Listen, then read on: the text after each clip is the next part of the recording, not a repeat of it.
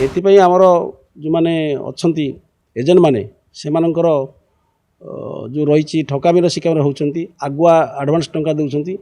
से माने जो लेबर माने ये सब ठकामीर शिकार नुहतु से आम सचेतन देखो। आज श्रमिक दिवस उपलक्षे आमर बलांगीर पुलिस तरफ गोटे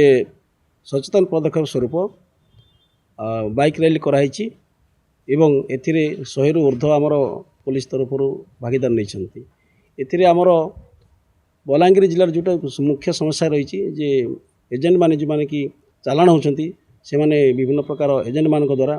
शोषण होती एवं तांकर विरोध में केमी आम दृढ़ कानुष्ठान नहीं पारू से विषय गोटे सचेतन पदक्षेप स्वरूप ये बाइक रैली आम कर आमर जो मैंने अच्छा एजेंट मैंने से जो रही ठकामीर शिकार होती आगुआ आडभांस टंका दौरान से माने जो लेबर माने ये सब ठकामीर शिकार नुहतु से आम सचेतन माध्यम से उत्तम पदक्षेप स्वरूप टंका ग्रहण न करूँ एवं जीवा पूर्व एजेंट मानकर जो रही